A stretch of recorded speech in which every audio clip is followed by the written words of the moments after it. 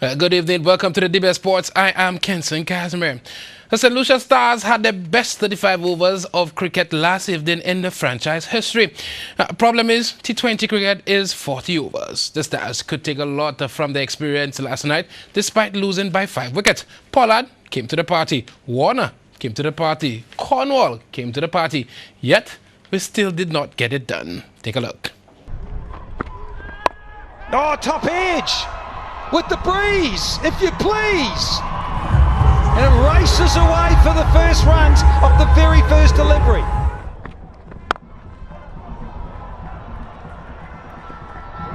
I won't get two, but nice for Warner to get off the mark. Don't bother running. Fletcher doesn't. Goes for it. Is this the first hero maximum? Yes, it is.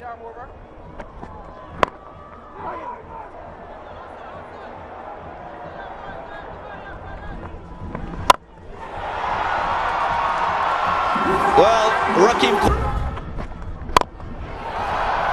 The power of Rakim Cornwall, making a big impact for the Stars.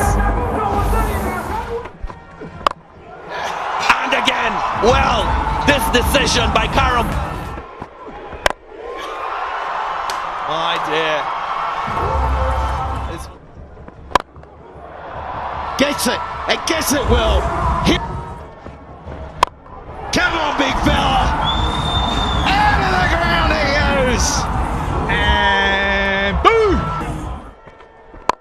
Down he comes. He's hit it to the perfect place. Over extra cover. There's never anyone there. No third man. We've seen that a couple of times. It's going to be safe. It's going to be safe. It'll bring up the 50. There probably should have been two there. Now, over the top and 4. And that's a 50. Bring it up to Given, why don't you? Don't bowl there, does he? That's been palmed over. Slow away. And Fat City hit it. Last ball of the innings. Oh, went for the Yorker. Missed it. But I tell you what, bravo. Oh, hang on a minute. Might have to come upstairs. Warner thought he had a boundary. Start short. Oh, is it out? Yes, it is. A Q-ender. And he is absolutely livid with himself. Soon on the right. Doesn't have a look at Cornwall. Decides to go straight away. Colin Munro. So a left-hander for a left-hander. A little misfield. Oh, it's punched beautifully. In the rum shack. I'm from Trinidad and Tobago. I'm accustomed to the rum shops. I'll just come back to you. Well, that's a wicket. Rakim Cornwall, after his 50, he is on fire. Fact of the matter is, the batting is brilliant. And that's gone for 6. DG, that is... Here is McClenaghan. Nicked and gone. Anticlimactic. His innings finally comes to an end and the partnership is broken.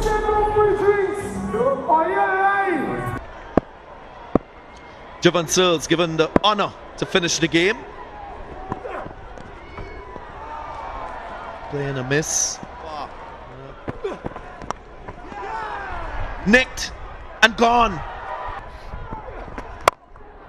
Another dot delivery. There it is. Goes big. Dinesh Ramdin finishes the game. Knight Riders win. Well, one penetrative bowler would have done the trick for the team. What is the Stars' premier bowler, Keswick Williams, may be able to play in tonight's encounter. St. Lucian Darren Sammy did not get to bat last night, and many are looking forward to seeing him blaze the place tonight. Well, the general manager of the St. Lucia Stars, Mohamed Khan, resigned on Friday morning. The man who was largely responsible for drafting the current St. Lucia Stars team made the announcement after the Stars registered their 15th consecutive defeat. Khan visited the set of 758 Sports Talk a few weeks ago. During his time on the set, he spoke about the selection of the St. Lucia team. Sometimes you have to make decisions that aren't popular. Yeah. And I know Johnson has historically been a very, very good player for St. Lucia. 2 years ago, he's probably one of the best players in the tournament. Yeah. Last year wasn't a great year, for him. And sometimes it's cricket. Sometimes it's down to bad luck. You get run out. Somebody takes a brilliant catch. You play the right shot, but it goes to the wrong place. Things happen. But, I think, from my perspective, that was really my decision. And we saw an opportunity to bring in Darcy Short, who was really, at the time doing extremely well as an opener for Australia. We wanted that right-hand, left-hand combination as well. Now, Darcy ended up not playing for St. Lucia because he got picked for the Australia A Tour to India. But we were able to get David Warner instead. So not a bad trade. Well, in ensuing discussions, Khan was enthusiastic about this year's team and believed that the Stars would have a successful 2018 campaign. Trinidad has a very good team, but I think all the teams this year in CPL are very, very good. I think if you look at what's happened over the last week or so, Barbados has added Steve Smith. Today they added Mohamed Irfan. So you can see that they're actually getting better. St. Kitts was really good last year. Trinidad won CPL last year, but St. Kitts was really the best team. Really good. Chris Gale and Lewis exactly at the top. Evan is extremely dangerous, and Chris is Chris. But I'll also say that I used to be the general manager of the Jamaica Tallawahs in 2016, and when I recall, we not only did we win, we beat Trinidad 3 times. Yeah. So I'm feeling. So you're bringing over that Midas touch. I'm hoping that Midas touch is coming over this year, and I think the great thing about the players that we have on our team, guys like Kyron, Darren, David, Lendl, they're really going to take the challenge of beating Trinidad, straight on, head on, because we understand what Trinidad is Trinidad, it's KKR in India. It's a powerhouse, right? It's a powerhouse. And then so we're here as, kind of the underdogs to kind of trip them up a little bit. Well, so far, the opposite has happened. Stars have had 3 consecutive games where they were in a position to win but still remain the only team without a point in the competition. Speculation is rife that the now former general manager may have been at odds with the franchise owner on a number of key issues. But only one team out of the 5 who will be fighting for the final 2 spots in the ever-exciting Black Hat Big 8 tournament have actually won the Black Hat tournament. That team is, of course, Grizzly. Only one team out of the 5 teams fighting for those 2 spots have won a tournament this year. That team is, of course, Masher. Well, Masher and Grizzly will come into tomorrow's encounters as the prohibitive favorites to join the big dance. But, as Candice found out last weekend, anything can happen. Action gets underway in the Northern Zone qualifiers from 2 p.m. at the Masher grounds, with Central Castries attempting to send a strong message to all as they come up against Lacleary. Link up, as they say. We take a break, but when we get back, you don't want to miss our so sad moment of the week. Of course, Kimani Melius does it good again.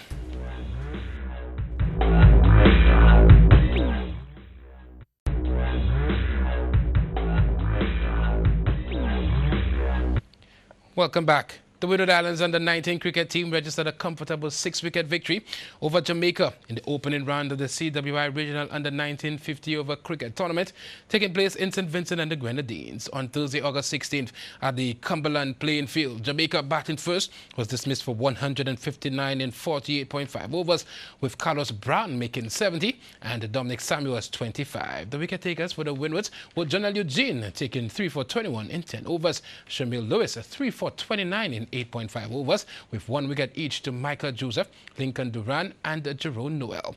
In response, an opening partnership of 146 between Kimani Melius and Jashon took the game away from Jamaica as the Windward Islands easily achieved their target, finishing on 164 for 4 of just 27.5 overs. Kimani Melius, he top scored with a brilliant knock of 86 from 69 deliveries, laced with 11 fours and 3 sixes.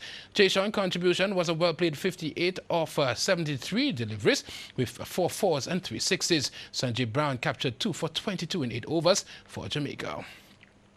Well, England moved up to 6th place in FIFA's world rankings after they run to the World Cup semi-finals in Russia. It is their highest position since they were 4th in March 2013. That World Cup winners France rose 6 spots to top the rankings ahead of Belgium, Brazil and Croatia. Germany have dropped from 1st to 15th place. Wow. Wales are down 1 place to 19th, while Northern Ireland and Scotland move up to 27th and 40th respectively. France have taken over the top spot from Germany after winning the tournament for the 2nd time, with runners-up Croatia rising 16 spots to 4th.